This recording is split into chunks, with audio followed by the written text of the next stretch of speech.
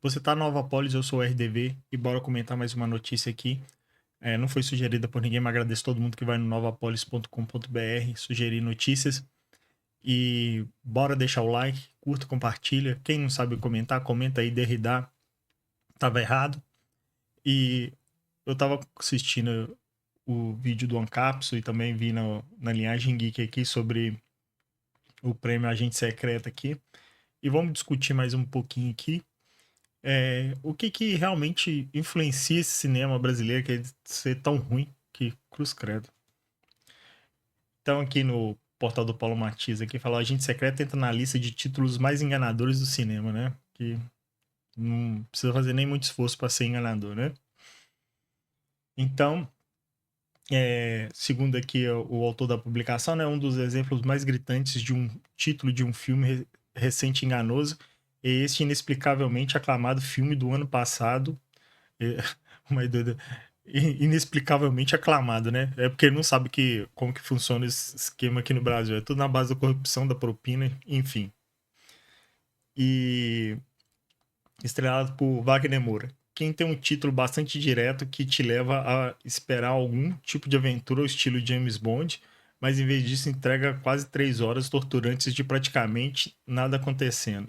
Escreve Tim Bradley, né? O agente secreto não é sobre um agente secreto, mas sim sobre gatos de duas cabeças desnecessários. A política complexa do Brasil dos anos 70 e cerca de 15 minutos de ação emocionante que parecem muito depois de você ter decidido. Não tenho uma mínima ideia do que se trata. Foi muito bom. Além de dirigir, além da obra dirigida por Kleber Mendonça, filho, o ranking também inclui Ritmo de Fuga.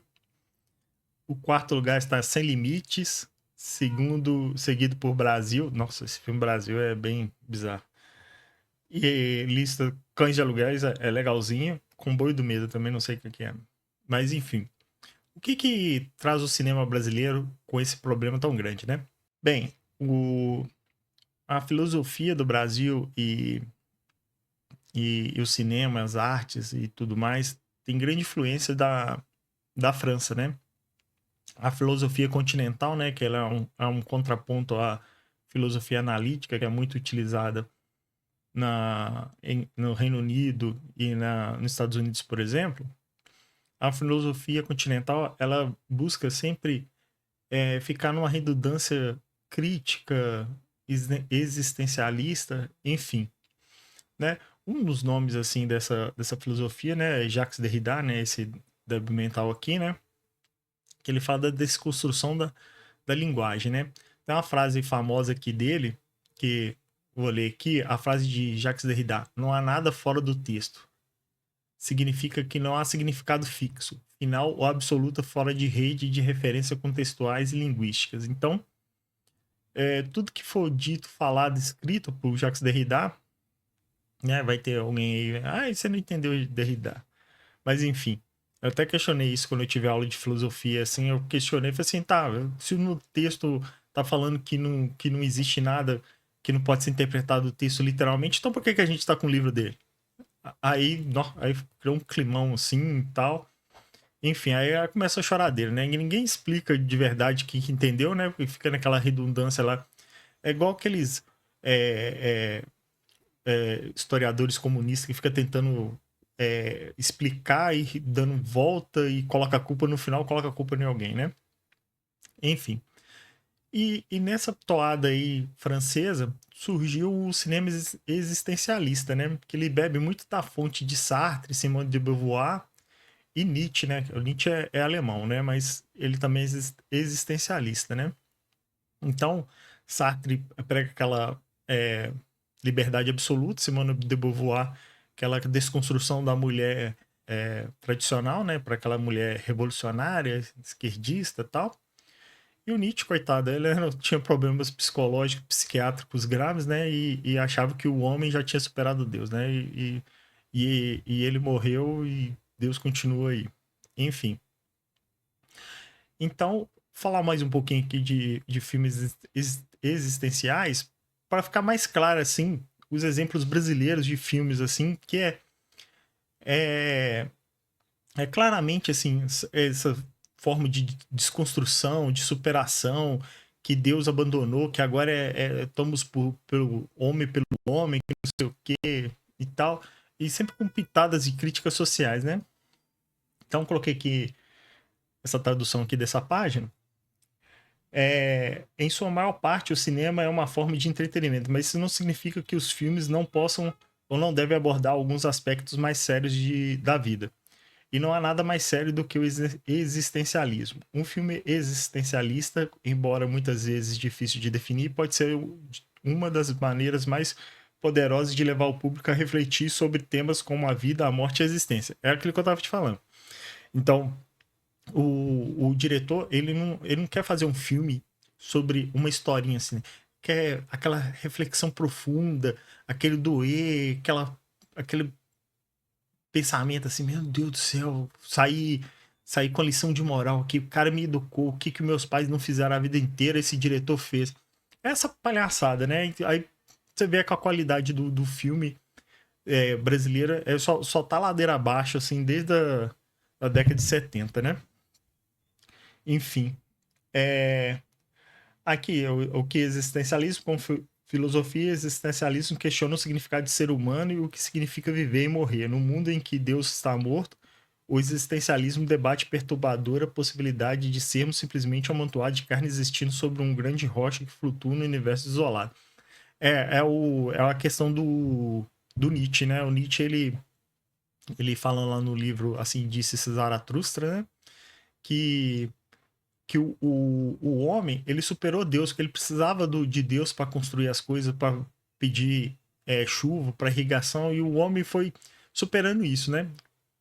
A visão míope e um sofrimento psiquiátrico do Nietzsche fez ele interpretar desse jeito. E começou a existir esse tipo de filosofia aqui, que é muito mal empregada no cinema, por exemplo, né? Então, tem aqui existencialismo no cinema, né? Tem uns filmes bons aqui, outros que eu não. Esse Viver aqui eu não assisti. Esse aqui é icônico, né? Do cara jogando xadrez com a. O protagonista jogando xadrez com a morte, né? O Show de Truman eu assisti. E é bem isso mesmo, né? Que o cara tem um encontro com Deus, né? Que é o diretor lá, né? O psicopata lá. Enfim, quem não assistiu, assista que é muito bom, né? E tem outros filmes, assim, que pega nessa toada. Então, assim, tem aquele filme Bacurau. Eu assisti Bacurau. Eu até gostei, falar a verdade, que eu achei um filme trash B, assim, bem Caça-Humana, aquele estilo Caça-Humana lá. Mas, assim, aqueles filmes, assim, do ressignificar o agreste do sertão, das pessoas que vivem no sertão e blá blá blá. Tem filme Cidade de Deus, tem aquele outro lá, Estação Central. É sempre aquela sofridão, aquela coisa lastimável, ai, acabou e estamos por nós mesmos, né?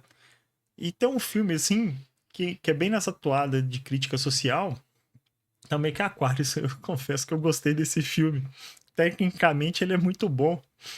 Ele fala da Dilma Rousseff, né? Então, a mulher, uma empresa comprou todo o prédio, né? A empresa que comprou todo o prédio é o Brasil que foi vendido pelas pessoas, né? E ela vive sozinha, ela tá isolada, né? Aí era a Dilma Rousseff isolada, que todo mundo se vendeu e ela tava isolada lá, se segurando lá, fica. Mas tecnicamente a fotografia é muito bonita, assim. A história é uma merda, assim. Zero crítica social, mas tecnicamente foi bem construída, assim, a fotografia eu achei bonita. Mas, então, o cinema brasileiro tá padecendo disso. Tá querendo ensinar, doutrinar em época que eles não precisam mais disso, entendeu? Isso aí foi uma experimentação do cinema francês antigamente. Hoje existe filme existencialista, crítica com crítica social e tudo mais, mas o cinema brasileiro se perdeu. Ele tenta colocar como um filme comercial qualquer e, ao mesmo tempo, quer passar essas mensagens profundas sem sentido nenhum. Isso torna o público. Desagrada o público, né? Você passa um trailer, um título que dá uma introspecção, que dá um sentido de ação, e no final você entrega uma introspecção. É um absurdo, né? Então, é isso, pessoal. Eu agradeço aí, deixa o like, curta, compartilha, comente aí, Derrida estava errado e obrigado.